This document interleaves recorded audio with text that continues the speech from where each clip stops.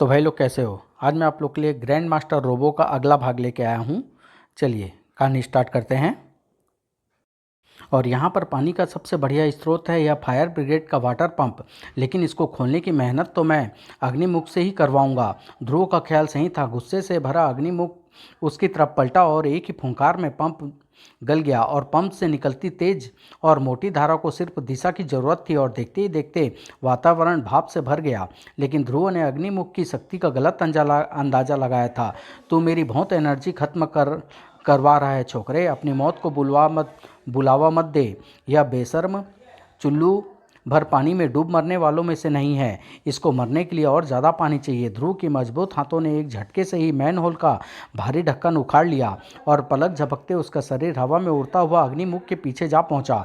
अगले ही पल उसका हाथ घुमा और अग्निमुख एक भारी टक्कर खाकर सीधे खुले मैन होल में जा गिरा। ध्रुव की योजना सफल हो गई थी। वह आगे लपका और मैन होल का ढक्कन वापस अपनी जगह पर फिट हो गया। इस शहर के शिविरों में इतना पानी और इतनी जगह जहरीली गैस है कि इसका बचकर बाहर आना असंभव है। अब सबसे ज़रूरी काम पापा को सुरक्षित जगह पर पहुंचाने का है और उसके बाद अग्निबुक को पकड़ने के लिए स्पेशल पुलिस फोर्स से संपर्क करना होगा ताकि वे जल्द से जल्द यहां पहुंचकर अग्निबुक को हिरासत में। लेकिन तभी सैकड़ों प्रेशर कुकर एक साथ फटने जैसी भयंकर आवाज़ ने ध्रुव को आईजी राजन को वहीं पर छोड़ने के लिए विवश कर दिया। मैनहोल के अंदर बनी भाप ने अपने ज़बरदस्त प्रेशर से मैनहोल के भारी ढक्कन को हवा में पत्ते की तरह उड़ा दिया था। तू समझता था कि तू मुझे पकड़ पाएगा। अब मैं बिना तुझे खत्म किए आगे नहीं बढ़ूंगा। यह तो वाकई बहुत शक्तिशाली है। यह मेरी हर स्कीम को फैल करता जा रहा है और मेरे पास इसको पकड़ने के रास्ते खत्म हो रहे हैं।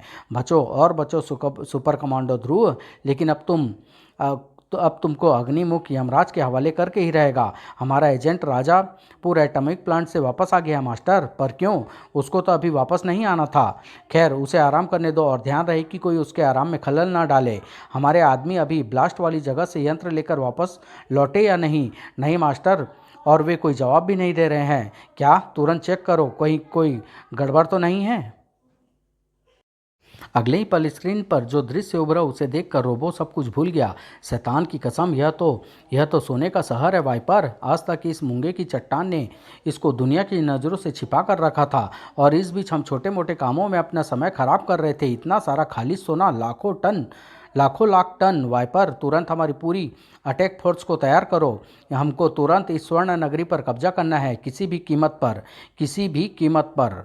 और टूटे फूटे राजापुर एटॉमिक प्लांट के पास करीम, रेणु और चंडिका को लगभग एक साथ ही होश आया। आह, नीली छतरी वाले की कृपा से हम लोग घनी झाड़ियों पर ही गिरे, वरना हम लोगों के शरीर का। अरे नताशा और डॉक्टर राव कहाँ गए?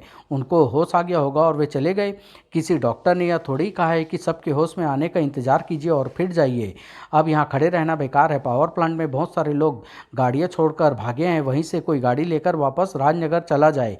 क्यों? चंडिका चंडिका फिर चली गई। इसका नाम तो Guinness book of world record में होना चाहिए। रेणु मेरा हाथ पकड़ लो।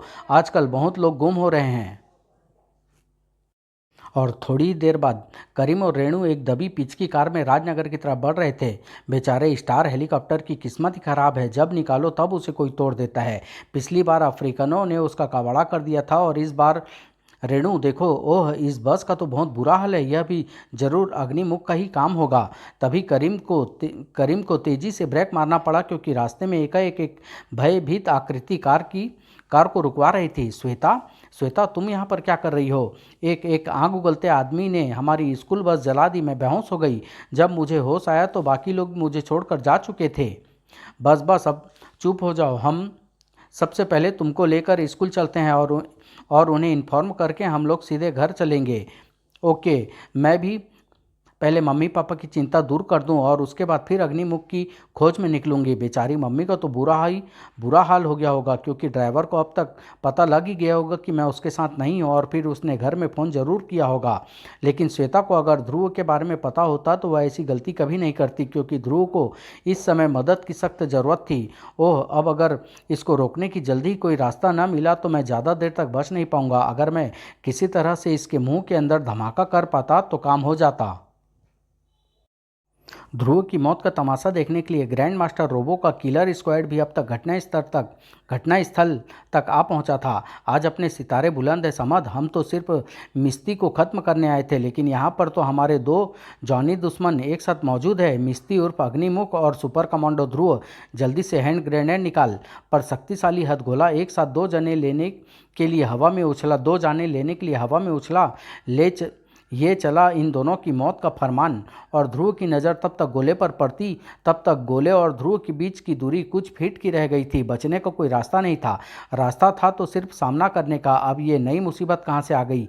लेकिन यह मुसीबत भेजने वाली ये नहीं जानती कि इस वक्त यह हथगोला मेरे लिए मौत नहीं वरदान है, क्योंकि अब यह हथगोला अग्निमुख को उसी तरह से ख़त्म कर देगा जैसे उस समुद्री जीव को ऑक्सीजन टैंक ने ख़त्म कर दिया था। बिजली की सी फुर्ती से ध्रुव ने हथगोले को अग्निमुख के खुले मुख की तरफ उछाल दिया, लेकिन अग्निमुख के सिर की धज्जियां उड़ा देने के लिए आगे बढ़ता गोला हवा में ही रुक गया। ध्रुव इस आश्चर्य का कारण जानने के लिए घुमा और उसकी आंखें फैलती चली गई। हवा में बने एक द्वार से निकल रहा सोने की पोशाक पहने मानव किसी कोण से इस धरती का नहीं लग रहा था। उसकी हथगोले को हवा में रोक देने की अद्भुत शक्ति भी इस बात की पुष्टि करती थी। ओह, एक और नई घटना, मेरा सिर घूम रहा है। लेकिन अग्निमुख साफ तौर से इस अद्भुत मानव को जानता था। तो तुम यहाँ पर भी आ पहुँचे? यह नहीं हो सकता, नहीं हो सकता। मैं तुमको ले जाना आया हूँ अग्निमुख। तुम जानते हो कि हम तुमको जाने नहीं दे सकते। नहीं, अब तुम मुझे नहीं ले जा सकते। अब मुझे कोई भी बांध कर नहीं रख सकता। तुम जानते हो कि तुम्हारी ये बचकानी हरकतें मुझ पर बेअसर है और तुमको मैं अपने साथ ले ही जाऊंगा, चाहे तुम अपनी मर्जी से चलो या मेरी मर्जी से। यह क्या हो रहा है कार्लो? यह आदमी तो नौटंकी से भागा हुआ लगता है। कुछ भी कहो, आदमी खतरनाक लगता है और यह हमारा काम खुद ही कर रहा है। अभी चुपचाप देखते रहो, अगर कोई गड़बड़ हुई तब हम अपनी ताकत दिखाएंगे, समझे? उधर अग्निमुख बौखलाकर अपनी पूरी ताकत से वार करने की कोशिश कर रहा था। अपनी शक्ति व्यर्थ मत करो, तुम्हारी ऊर्जा मेरे स्वर्ण पास के आगे नहीं बढ़ सकती अग्निमुख। अब तुम शांतिपूर्वक मेरे साथ चलो। समझ में नहीं आ रहा है कि यह स्वर्ण मानव दोस्त है या दुश्मन, पर इतना तो साफ है कि यह अग्निमुख को साथ ले जाना चाहता है और मैं इसकी इजाज़त नहीं दे सकता।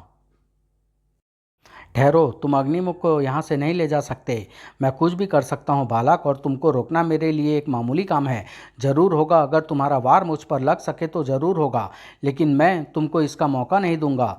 तो तुम मुझ पर शारीरिक शक्ति का प्रयोग कर रहे हो। हम शारीरिक शक्ति दिखाने के आदी नहीं हैं बालक, लेकिन आवश्यकता पड़ने पर इसका प्रयोग बखूबी कर सकते हैं। युद्ध बराबरी का होना चाहिए। स्वर्ण मानव का हाथ दूर पर ही घुमा और ध्रुव उछलकर दूर जा गिरा। यह तो अद्भुत प्राणी है। यह मुझ पर दूर संचालित वार कर रहा है। ऐसे रिमोट कंट्रोल वारों से तो यह मुझको दूर से ही मार मार कर बेदम कर देगा और मैं इसका कुछ नहीं कर पाऊंगा। मुकाबला बराबरी का नहीं है, इसलिए अब मुझे अपने लिए मदद बुलानी होगी। ची ची ची ची ची। अगले ही पल आकाश में उड़ रही चिड़ियों का एक झुंड तेजी से नीचे उतरा। अचानक हुए इस हमले से स्वर्ण मानव संभल नहीं पाया। उसके हाथ में पकड़े स्वर्ण पास का दूसरा सिरा नीचे जा गिरा। अब इससे पहले कि यह संभले, मुझे इसको काबू में कर लेना है। इस मानव को पकड़ने के लिए हमारे हथियार शायद बेकार साबित हो, लेकिन इसके अपने ही हथियार से तो पकड़ा जा सकता है। और इससे पहले कि स्वर्ण मानव को समझ पाता, वह अपनी सुनहरी रस्सी के बंधन में बंध चुका था। ओह, लेकिन कुछ लोगों को यह बात पसंद नहीं आई। बाजी पलट रही है समझ। ध्रुव ने इन दोनों को कैदी बना लिया है, यानी अब हमको बीच में टांग अड़ानी ही पड़ेगी। तुम बहुत बुद्धिमान और बलवान हो बालक। आज मैं पहली बार किसी के हाथों परास्त हुआ हूँ। तारीफ करना छोड़ो और मुझे अपने बारे में। ओह, तभी गोलियों की एक तेज बौछार ने ध्रुव को दूर हट जाने पर मजबूर कर दिया। ये वही लोग होंगे जिन्होंने हथगोला फेंका था। वे लोग उस गली से इधर गोलियां चला रहे हैं और इन गोलियों की बौछार में मैं उन तक नहीं पहुंच सकता। स्वर्ण मानव ने उस व्यवधान का फायदा तुरंत उठाया। ओह, ये दोनों भाग रहे हैं और हमारे बीच में गोलियों की बौछार है। ध्रुव के देखते ही देखते स्वर्ण मानव और अग्निमुख दरवाजे के अंदर गायब हो गए। मैं इनको भागने नहीं दे सकता, वरना फिर यह कभी पता नहीं चल पाएगा कि ये दोनों कहाँ गए। ओह, इस द्वार का आकार भी छोटा होता जा रहा है। थोड़ी देर में ही यह बिल्कुल गायब हो जाएगा, पर इस द्वार तक पहुंचने के लिए गोलियों की बौछार रोकनी जरूरी है। ध्रुव ने गले से एक तेज गुर्राहट निकालकर चारों तरफ फैल गई और उसका जवाब भी तुरंत आया। गोलियों में घूम रहे गलियों में घूम रहे दर्जनों की संख्या में आवारा कुत्ते ध्रुव की पुकार पर ही ग्रैंड मास्टर रोबो के भेजे हत्यारों पर टूट पड़े। गोलियां तो चलनी तुरंत बंद हो गई क्योंकि खूंखार हत्यारे अब ध्रुव की अनोखी फौज के कब्जे में थे। ओह, दरवाज़ा तो अब बहुत छोटा हो गया है, यानी अब यह पता करने का समय नहीं है कि मुझ पर गोलियां चलाने वाले कौन लोग हैं। अब तो मुझे इस दरवाजे के पार जाना ही पड़ेगा, चाहे इस पार मुझे कुछ कुछ भी मिले, अपनी मौत भी, लेकिन अग्निमुख मुझसे बचकर नहीं जा पाएगा। संकरे द्वार के किनारे से रगड़ता हुआ ध्रुव का शरीर दरवाजे के उस पार निकलता गया, पर द्वार के उस पार क्या था यह कोई नहीं जानता था। दूसरी तरफ समुद्र के तल में बसी एक रहस्यमय स्वर्ण नगरी अपने विनाश का इंतजार कर रही थी। मास्टर, हमारे सारे घातक हथियार अपने अपने स्थान पर फिट हो चुके हैं। अब आपके एक इशारे पर हम इस मूंगे की दीवार को मिट्टी में मिला देंगे। शाबाश मेरे कमांडर, आदेश की प्रतीक्षा करो। और राजनगर में श्वेता, मेरी बच्ची, तू कहाँ रह गई थी? भगवान का लाख लाख शुक्र है कि यह सही सलामत लौट आई। चलो रेणु, अपना यहाँ का काम तो खत्म हुआ, अब हमको अग्निमुख की तलाश में फिर। अरे, मेरे पॉकेट ट्रांसमीटर में ये इमरजेंसी सिग्नल कहाँ से आ रहे हैं? यह तो चंडिका के सिग्नल है। चंडिका के? पर मेरा ट्रांसमीटर तो मेरी बेल्ट पर। ओह नो, अब याद आ रहा है कि जब मैंने पोशाक बदली थी तो बेल्ट पर से ट्रांसमीटर गायब था। हमको इन सिग्नलों के सहारे तुरंत चंडिका तक पहुँचना होगा। शायद उसने अग्निमुख को ढूंढ निकाला है। हम भी चलते हैं, आओ श्वेता। नहीं मम्मी, अब मैं स्कूल आ गई हूँ तो थोड़ा झूला झूल कर वापस जाऊँगी। तुम जाओ और फिर कार को वापस भेज देना। अभी अभी एक्सीडेंट से बच कर आई हो और अभी तुमको खेल सूझ रहा है। जो मर्जी आए वह करो, लेकिन इधर उधर मत जाना। अब मुझे यह पता करना है कि वह कौन चोर है जो मेरा ट्रांसमीटर चुरा कर ले गया। मगर बेवकूफ़ गलती से बटन दबा बैठा और सिग्नल आने लगे। अब मुझे ही उसका सिग्नल जाकर बंद करना पड़ेगा। करीम और रेणु सिग्नलों का पीछा करते करते समुद्र तट तक आ गए थे। कमाल है, ये सिग्नल तो समुद्र से आ रहे हैं। तो अब क्या करने की तैयारी करें? उसकी ज़रूरत नहीं पड़ेगी। रेणु, उधर देखो, एक मोटर बोट खाली खाली खड़ी हमारा ही इंतजार कर रही है। अरे, यह तो वही स्टार मोटर बोट है जो पीटर लेकर आया था। लेकिन ध्रुव और पीटर तो आसपास कहीं नज़र नहीं आ रहे। कहीं ये सिग्नल उनके ही तो नहीं है? हो सकता है मोटर बोट में ऑक्सीजन मास्क भी सिर्फ एक ही है। आओ देखते हैं। और रहस्यमय स्वर्ण नगरी में। शाबाश धनंजय, हमको पूरा विश्वास था कि तुम इस दुष्ट अग्निमुख को वापस लाने में अवश्य सफल होगे। यह आपका आशीर्वाद है श्रीमान, वरना मुझे तो एक मानव ने बंदी बना लिया। तभी कौन है यह? हे देव, यही था वह मानव। यह यहाँ तक आ पहुँचा, आश्चर्य है। पकड़ लो इसको। अपने चारों तरफ के नए वातावरण को देखकर ध्रुव पल भर के लिए भौचक्का रह गया और जब तक संभल पाता दो जोड़ी शक्तिशाली बाहें उसे जकड़ चुकी थी। यह तो वही स्वर्ण नगरी लगती है। लेकिन ध्रुव ने संभलने में ज़्यादा वक्त नहीं लगाया। मैं तुम लोगों से लड़ना नहीं चाहता, लेकिन शुरुआत तुम लोगों ने की है और मुझे अपनी रक्षा तो करनी ही पड़ेगी। ठहर जाओ बालक, तुम ऐसे पहले मानव हो जो अपनी इच्छा से हमारी स्वर्ण नगरी में आए हो। तुम कौन हो और तुम्हारा यहाँ आने का क्या कारण है? मेरा नाम ध्रुव है और मैं अग्निमुख को यहाँ से ले जाने के लिए आया हूँ। हम इसकी आज्ञा नहीं दे सकते। ध्रुव, इस नगरी में आने के बाद कोई धरतीवासी वापस नहीं जा सकता और फिर अग्निमुख तो हमारा अपराधी है। अपराधी? पर ये अग्निमुख कौन है? आप लोग कौन हैं और आप समुद्र के अंदर क्यों रहते हैं? अग्निमुख कौन है, इसका उत्तर तो तुमको मालूम होना चाहिए, क्योंकि यह भी तुम्हारी तरह धरतीवासी ही है। वैसे तो हम लोग भी मानव ही हैं और पृथ्वी के ही वासी हैं, परंतु हमने तो आपके बारे में कभी नहीं सुना नहीं तो पढ़ा जरूर होगा अपने पुराणों और प्राचीन कथाओं में। हमारी सभ्यता युगों पुरानी है ध्रुव, तुम्हारी धरती की किसी भी सभ्यता से लाखों वर्ष पुरानी। हम लोग उस युग के हैं जिसकी कहानियाँ तुम पुराणों में पढ़ते हो। ब्रह्मास्त्र, दिव्य अस्त्र, पुष्पक विमान जैसी अद्भुत वस्तुएं हमारे युग की ही है। महाभारत के युद्ध में हमारे पुरखों भी लड़े थे, लेकिन फिर प्रलय आ गई, पूरी पृथ्वी पानी में भर गई। उस समय हमने समुद्र के अंदर इस स्वर्ण नगरी का निर्माण किया और यहीं रहने लगे। हमारा ज्ञान विज्ञान युगों पहले भी काफ़ी उन्नत था और तब से अब तक हमारे विज्ञान ने जितनी प्रगति कर ली है वह तो धरतीवासियों का जादू के समान लगेगी। पर आप इस विज्ञान को धरतीवासियों के साथ क्यों नहीं बांटते? क्योंकि तुम लोग हिंसक और क्रूर हो। तुम लोग इस विज्ञान का इस्तेमाल युद्ध के लिए करोगे। यही कारण है कि हम धरतीवासियों के संपर्क में नहीं आना चाहते। अब तक तो मूंगे की चट्टानी दीवार ने हम लोगों को छुपा कर रखा था, लेकिन इस दुष्ट अग्निमुख ने उसको तोड़कर हमें दुनिया वालों के सामने ला दिया। यह तो उस धमाके से लगभग मर चुका था, लेकिन यह हमारी ही भूल थी कि हमने इस पर तरस खाकर इसके शरीर में फिर से जान डाली। लेकिन हमको यह पता नहीं था कि न्यूक्लियर धमाके की वजह से यह मानव एक आग उगलते दानव के रूप में बदल गया है। इस घटना से हम भी अचंभित हैं और इसका फायदा उठाकर अग्निमुख तबाही मचाता हुआ इस नगरी से भाग निकला। उसको इस विनाश के अपराध की सजा देने के लिए अग्निमुख को पकड़कर वापस लाना जरूरी था। इससे पहले कि हम इसका पीछा कर पाते, हमको सूचना मिली कि कुछ अन्य समुद्री जीव भी इस धमाके से आग उगलते जीवों के रूप में बदल गए हैं। ये हमारे लिए खतरा बन सकते थे, इसलिए हमने पहले उनको पकड़कर कैद करना शुरू किया। फिर भी एक ऐसा जीव हमारी पकड़ से बचकर भाग निकला। उसने कुछ गोताखोरों को मार भी डाला। हमारे सामने उसको खत्म कर देने के अलावा और कोई चारा नहीं था, लेकिन हमारे ऐसा करने से पहले ही न जाने किसने उसे खत्म कर दिया। उसको मैंने खत्म किया था क्योंकि उसने मुझ पर भी हमला करने की। अरे, मेरे स्टार ट्रांसमीटर पर ये इमरजेंसी सिग्नल कहाँ से आ रहे हैं? लेकिन इससे पहले कि ध्रुव कुछ अनुमान लगा पाता, भीषण धमाकों की कई आवाज़ों ने पूरी स्वर्ण नगरी को कँपा डाला। यह क्या है? यह धमाके मूंगा के चट्टानों के चकनाचूर होने का ऐलान थे। स्वर्ण नगरी की चार दीवारी ढह चुकी थी। चट्टानों पर लगे दर्जनों शक्तिशाली बमों ने अपना काम कर दिया था। अब हमारे रास्ते में कोई बाधा नहीं है कमांडर। शाबाश, अब तुम सब इस स्वर्ण नगरी को घेर कर मेरे इशारे का इंतजार करो। सबसे पहले मुझे अकेले आगे जाने दो। क्यों कमांडर? अगर इस नगरी में कोई रहता है तो हमारी कोशिश होगी कि वे आत्मसमर्पण कर दे, ताकि हम बगैर किसी नुकसान के इस नगरी पर कब्जा कर लें। वाह, क्या जोरदार आइडिया है! इस दिमाग के कारण ही तो इनको कमांडर बनाया गया है और स्वर्ण नगरी में हम पर आक्रमण हो रहा है। हे देव, जिसका डर हमें युगों से था वही बात सामने आ गई। इसमें घबराने की क्या बात है? हम मुकाबला करेंगे। हमने युगों से किसी के साथ युद्ध नहीं किया है। हमारी युद्ध करने की क्षमता एकदम शून्य हो गई है। अब हमारा विनाश निश्चित है। नहीं, मेरे रहते इस नगरी को कोई नुकसान नहीं पहुंचा सकता। बाहर चाहे कितनी भी बड़ी फौज क्यों न हो, मैं उनको हराने का रास्ता निकाल ही लूँगा। मुझको अपने लिए सिर्फ एक ऑक्सीजन मास्क चाहिए, उसकी तुमको कोई ज़रूरत नहीं पड़ेगी। हम तुम्हारे गले में एक ऐसा यंत्र लगा देंगे जिससे तुम पानी में सांस ले सकोगे, ठीक मछलियों की तरह, और इसमें लगे एक खास पुर्जे की मदद से तुम बात भी कर सकोगे। और सिर्फ 5 मिनट बाद ध्रुव एक वाटर टैंक में उस यंत्र का परीक्षण कर रहा था। यह तो जादू है, मुझे तो अब भी यकीन नहीं हो पा रहा है। हम पहले ही कह चुके हैं कि हमारे यहाँ की कई चीज़ें तुमको जादू का यंत्र लगेगी, जबकि यह सब विज्ञान का चमत्कार। हमारी नगरी की तरफ एक मानव बढ़ रहा है श्रीमान। क्या?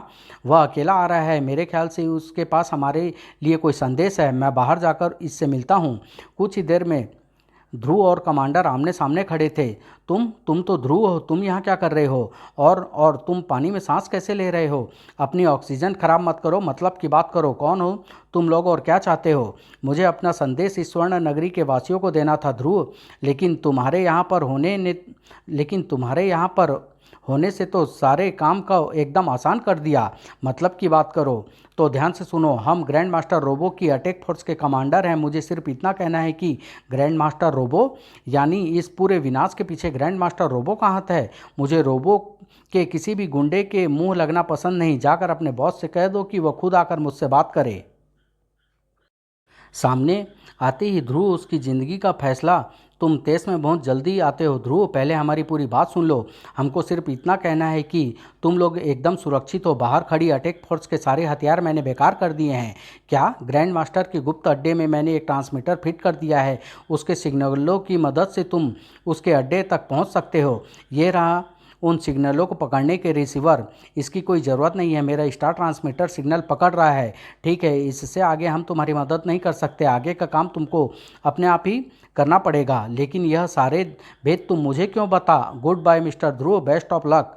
यह क्या चक्कर है? कहीं कहीं यह रोबो का कोई नया प्लान तो नहीं है? लेकिन मेरे सामने और कोई रास्ता नहीं है। मुझे उसकी बात पर भरोसा करने का खतरा उठाना ही पड़ेगा। और फिर तो ये परिस्थिति है। हाँ, रोबो की अटैक फोर्स के हथियार चाहे बेकार हो गए हो, पर फिर भी वे सब पेशेवर हत्यारे हैं। उनसे निपटने के लिए हमको कुछ मदद चाहिए। पर क्या हमारे पास तो ऐसा कोई अस्त्र नहीं है जो इस युद्ध में तुम्हारी मदद कर सके?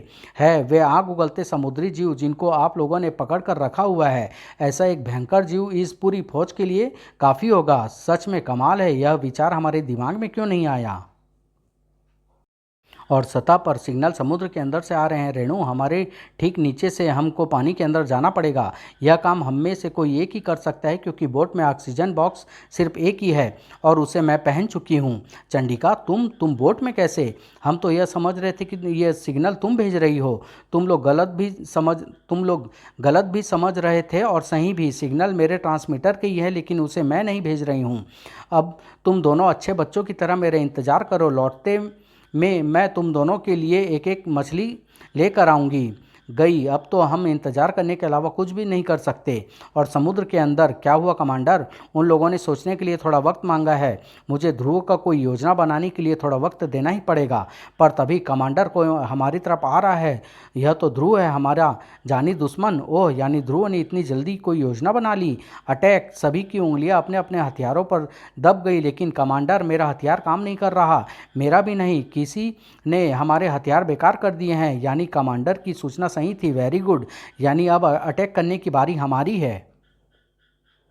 धनंजय! और अगले ही पल धनंजय अपनी भयंकर सवारी के साथ रोबो के भौचक्के हत्यारों पर टूट पड़ा। आग उगलते समुद्री दैत्य की एक झलक ही सबके होश उड़ा देने के लिए काफ़ी थी। लड़ाई होने का तो कोई प्रश्न ही नहीं था। देखते ही देखते रोबो के कई गुंडे तो भाग खड़े हुए। कुछ भूखे समुद्री जीव का भोजन बन गए और कुछ डर के मारे बेहोश हो गए। लड़ाई शुरू होने से पहले ही खत्म हो गई। ध्रुव भी वहाँ का मोर्चा धनंजय पर छोड़कर अपने प्लान के दूसरे भाग पर काम करने के लिए वापस पलटा। ग्रैंड मास्टर रोबो की अटैक फोर्स तो गई, अब उसका अड्डा। कमांडर, अब तो तुमको मुझ पर यकीन आया ना ध्रुव? हाँ, पर तुम यह सब क्यों कर? समझाने का समय मेरे पास नहीं है। अब तुमको ग्रैंड मास्टर रोबो के अड्डे को जल्द से जल्द नष्ट करना पड़ेगा, वरना अगर ग्रैंड मास्टर सतर्क हो गया तो पूरा प्लान खटाई में पड़ जाएगा। पर उस अड्डे के बारे में मुझे कुछ भी नहीं पता है, उसको मैं नष्ट कैसे करूँगा? पर तुम्हारे पास एक ऐसा आदमी है जो उस अड्डे के बारे में जानता भी है और उसे नष्ट करने की शक्ति भी रखता है। कौन है ऐसा आदमी? वह आदमी है अग्निमुख उर्फ मिस्ती। क्यों मिस्ती? ग्रैंड मास्टर रोबो ने तो तुमको मार डालने में कोई कसर नहीं उठा रखी थी।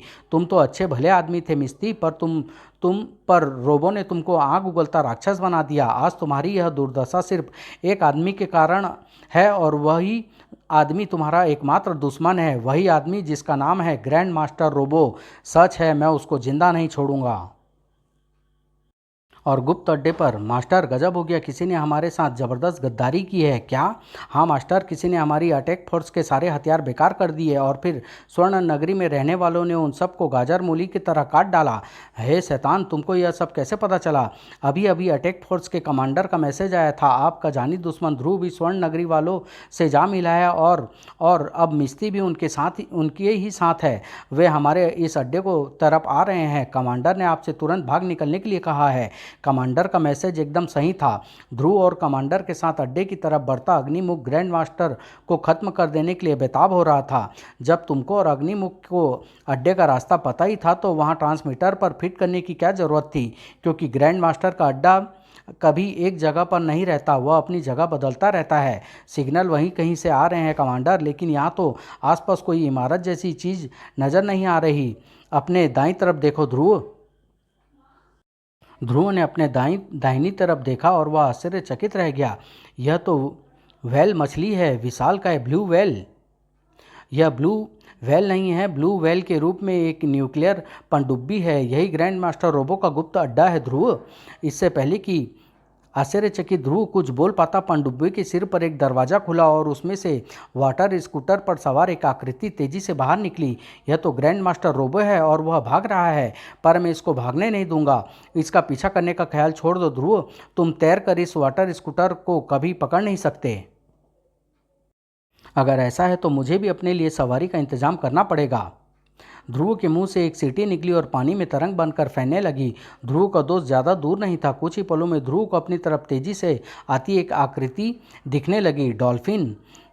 चलो डॉल्फिन, आओ अग्निमुख। लेकिन अग्निमुख का ध्यान न्यूक्लियर पनडुब्बी के रिएक्टर ने खींच लिया था। उसकी एनर्जी की भूख एक बार फिर भड़क उठी थी। ध्रुव को अग्निमुख की अब कोई ज़रूरत भी नहीं थी। वह स्कूटर तो सच में बहुत तेज चल रहा है। डॉल्फिन इसका पीछा नहीं कर सकती और मैं रोबो को पकड़ नहीं सकता। डॉल्फिन भी यह बात शायद समझ गई है और वह वापस पलट रही है। नहीं, यह तो उस सुरंग की तरफ जा रही है। यह जरूर कोई छोटा रास्ता है, शॉर्टकट। ध्रुव का ख्याल सही था। सुरंग से बाहर निकलते ही उसका सामना अपनी तरफ आते रोबो से हो गया। रोबो के सामने खतरा देखकर स्कूटर को मोड़ने की कोशिश की, लेकिन डॉल्फिन तब तक उस तक पहुंच चुकी थी। उसने एक भीषण धक्के से स्कूटर दूर जा गिरा। बस दोस्त, अब मैं यहाँ से इसको संभाल लूँगा। अब दो जानी दुश्मन आमने सामने थे और दोनों ही जानते थे कि जिंदा रहने की सिर्फ एक ही सूरत है, अपने दुश्मन की मौत। आश्चर्य है, यह पानी में सांस ले रहा है। मुझे बहुत सतर्क रहना होगा। मैं इसकी मशीनी शक्ति का मुकाबला नहीं कर सकता। और वहाँ से थोड़ी दूर पर अग्निमुख पनडुब्बी के अंदर घुसने का रास्ता बना चुका था। अब उसके सामने लगा न्यूक्लियर रिएक्टर उसको खुला आमंत्रण दे रहा था और उसको रोकने वाला कोई भी नहीं था। महीनों के भूखे की तरह अग्निमुख के दोनों हाथ रिएक्टर के ऊपर कस गए और रिएक्टर से निकलती प्रचंड एनर्जी उसके शरीर में तेजी से समाने लगी। दूसरी तरफ ग्रैंड मास्टर रोबो ध्रुव को खत्म करने के लिए पागल हो रहा था। आज तेरी वजह से मेरा गैंग तबाह हुआ है ध्रुव, मैं तुझे जिंदा नहीं छोड़ूंगा। तुमको तुम्हारी दुनिया पर राज करने की हवस ने तबाह किया है रोबो। तुमको उन लाखों लोगों की आह ने तबाह किया है जिनकी लाशों पर तुमने अपना साम्राज्य बनाया था। तुम्हारा वह साम्राज्य ही खत्म हो गया है रोबो। अब उसके साथ साथ तुम्हारे भी खत्म होने की बारी है। मेरी नहीं छोकरे, तुम्हारे खत्म होने की बारी है। आज मेरे हाथों से बनी लाखों लाशों में एक लाश और जुड़ जाएगी। रोबो के शरीर में मौजूद मशीनी शक्ति के सामने ध्रुव अपने आप को बेबस महसूस कर रहा था। आह, मुझसे सांस नहीं लिया जा रहा है। ध्रुव का दम घुट रहा था और उसके चेहरे पर मौत का नीलापन उभर रहा था, लेकिन उसका दिमाग अभी भी ग्रैंड मास्टर रोबो की उस कमजोरी पर था जिससे उसका शरीर आज़ाद था। ध्रुव के एक झटके से रोबो का मास्क उसके चेहरे से अलग हो गया। खेल पलट चुका था। रोबो ने घबराकर भागने की कोशिश की, लेकिन ध्रुव की पकड़ ऑक्टोपस के शिकंजे जैसी मजबूत थी। अब इसके बेहोश होने में ज़्यादा समय नहीं है। एक बार यह बेहोश हो जाए फिर मैं पीछे से एक ज़बरदस्त वार हुआ और ध्रुव का दिमाग अंधकार में डूबता चला गया। लेकिन अब तक सिग्नलों का पीछा कर रही चंडिका वहां तक पहुंच गई थी। चीते की तरह झपट्टा मारकर चंडिका ने ध्रुव पर हमला करने वाले को अपनी गिरफ्त में ले लिया। ग्रैंड मास्टर भागो, इसको संभालने का काम मुझ पर छोड़ो, भागो। ग्रैंड मास्टर रोबो कुछ पलों तक आश्चर्य से देखता रहा और फिर अपने चेहरे पर मास्क दोबारा फिट करके पानी की घनी पस्तों के बीच ओझल हो गया। हमको आपस में लड़ने की जरूरत अब नहीं है चंडिका, मैं तुम्हारे साथ चलने को तैयार हूँ। यह आवाज़ यानी तुम। हाँ, तुम ठीक समझी। अब हमें ध्रुव को संभालना चाहिए। मेरी छठी इंद्री कह रही कि अब यहाँ पर रुकना ठीक नहीं है। और कुछ ही पलों बाद ध्रुव दो मजबूत बाहों के बीच में तेजी से सतह की तरफ बढ़ रहा था। कमांडर की छठी इंद्रिय सही कह रही थी। अग्निमुख किसी लालची की तरह एनर्जी को अपने अंदर सोखता चला जा रहा था, लेकिन अब उसके शरीर की नसें फट पड़ने को बेताब हो रही थी। उसका पूरा शरीर फूल कर एक अजीब सी चमक से चमकने लगा था। उसके शरीर के अंदर से एक ज़बरदस्त दबाव और जोर मार रहा था, लेकिन उसके हाथ रिएक्टर पर कसते ही जा रहे थे। इस लालच का जो अंजाम होना था वही हुआ। अग्निमुख का शरीर किसी ज़्यादा हवा भरे गुब्बारे की तरह फटकर छोटे छोटे कणों में बिखर गया और साथ ही साथ रोबो का गुप्त अड्डा भी एक धमाके के साथ उड़ गया। धमाके के आसपास के पूरे समुद्र को मत कर रख दिया, लेकिन अब सभी सुरक्षित दूरी पर थे। माय गॉड, लगता है कि अग्निमुख ने पनडुब्बी को नष्ट कर दिया। उम्मीद है कि इसके साथ साथ वह खुद भी खत्म हो गया होगा। अब इस मास्क को पहनने की कोई ज़रूरत नहीं है। नाताशा, तुम यहाँ? तुम लोग इसको जानते हो? कुछ देर पहले राजापुर पावर प्लांट में मेरी जान बचाई थी और रोबो का सारा प्लान भी तुमने ही मुझे बताया। पर क्यों? मैं ग्रैंड मास्टर रोबो के गैंग में शामिल जरूर थी और राजापुर एटॉमिक पावर प्लांट से बम बनाने की सारी जानकारी मैंने ही रोबो तक पहुंचाई थी, लेकिन चंडिका ने पावर प्लांट में मेरी जान बचाकर मेरे सोचने की दिशा ही बदल दी। अगर यह अपनी जान पर खेलकर मुझे न बचाती तो मेरा यह घिनौना जीवन वहीं पर खत्म हो गया होता। मैंने वहीं पर अपने इस नए जीवन को अपराध के विरुद्ध लड़ने के लिए समर्पित कर देने का निश्चय कर लिया और मैंने वही किया। लेकिन अगर तुम मुझे स्वर्ण नगरी में न मिलते ध्रुव, तो स्वर्ण नगरी, तुम लोग किनारे पर चलो, मैं तुम लोगों से वहीं मिलता हूँ। अरे पर ऑक्सीजन मास्क तो लेते जाओ। रहने दो करीम, तुम्हारे कैप्टन को अब ऑक्सीजन मास्क की ज़रूरत नहीं है। पर क्यों, यह मुझे भी नहीं मालूम। और स्वर्ण नगरी में तुमने हमारी नगरी को बचाकर हम पर एक बड़ा उपकार किया है ध्रुव, इसके लिए हम तुम्हारे हमेशा ऋणी रहेंगे। यह नगरी हमारी खोई सभ्यता का जीता जागता प्रमाण है धनंजय। इसको बचाकर मैंने तुम पर नहीं बल्कि अपने आप पर एहसान किया है।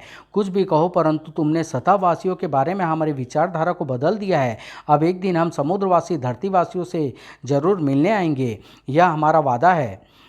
विदा स्वर्ण मानव, विदा ध्रुव। और फिर राजनगर में अब तुम्हारा क्या इरादा है नताशा? मैं एक ट्रेंड जर्नलिस्ट भी हूँ ध्रुव। अब अपराधियों के साथ मैं गोलियों से नहीं बल्कि कलम से लड़ूंगी। मम्मी जल्दी खाना दो, कस के भूख। आओ श्वेता, इनसे मिलो, यह है नताशा, एक होने वाली journalist. Hello Natasha. Hello Shweta. Oh my God, इसने तो वही बूंदे पहन रखे हैं जो चंडिका ने पहने हुए थे। यानी यह कोमल सी शरारती लड़की श्वेता ही जाबाज और तूफानी चंडिका है। और शायद ध्रुव भी इस राज को नहीं जानता। यह मेरे बूंदों की तरफ गौर से देख रही है, यानी यह समझ गई कि मैं ही चंडिका हूँ। कुछ देर तक दोनों एक दूसरे को गौर से देखती रही। दोनों एक दूसरे के मन की बात आंखों में पड़ रही थी। घबराओ मत श्वेता, तुम्हारे राज को मैं राज ही रखूंगी। Thank you Natasha, thank you. तभी ध्रुव की आवाज़ ने दोनों को ध्यान भंग कर दिया। तुम्हारी एक बात मुझे अब तक समझ में नहीं आई नताशा। क्या ध्रुव, तुमने ग्रैंड मास्टर रोबो से गद्दारी करने के बाद भी उसकी भाग जाने में मदद क्यों की? मैं ग्रैंड मास्टर रोबो के अपराध साम्राज्य के खत्म करने में तो तुम्हारी मदद कर सकती थी ध्रुव, पर ग्रैंड मास्टर को खत्म करने में कभी नहीं। पर क्यों नताशा, क्यों? क्योंकि ग्रैंड मास्टर रोबो मेरे पिता है। समाप्त।